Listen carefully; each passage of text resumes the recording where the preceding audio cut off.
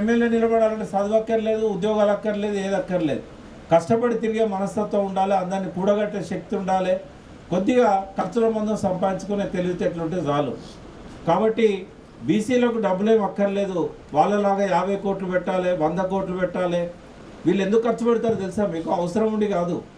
ఓటుకు 15,000, 5,000, 10,000 ఎందుకు ఇస్తున్నారంటే బీసీలు భయపడాలని. ఇంత డబ్బు మనం పెడతారా, మనమేనా నిలబడాలి.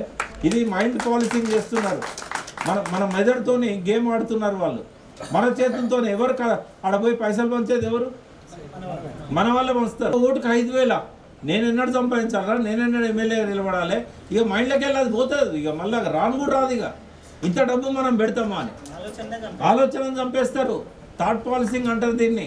మనం దాని నుంచి బయటపడాలి, ఆ భావదారిద్ర్యం నుంచి బయటపడాలి. బీసీల దగ్గర డబ్బు లేకపోవచ్చు, కానీ ఐక్యత ఉన్నది. అన్నదమ్ముల్లాగా అందరం కలిసికట్టుగా కొట్లాడే శక్తి ఉన్నది. కాబట్టి ఎవరో మనకేదో చేస్తారనేది అబద్ధము. 75 ఏళ్ళ నుంచి ఒక్క బీసీ కూడా ముఖ్యమంత్రి కాలేదు. సమైక్య రాష్ట్రంలో కాలేదు, తెలంగాణలో కాలేదు. కాబట్టి 75 ఏళ్ళు అయింది కదా, ఇప్పటికైనా మనం సోయి తెచ్చుకొని మన బీసీని మనం ముఖ్యమంత్రిని చేయాలి, మనకు రాజ్యాధికారం రావాలి.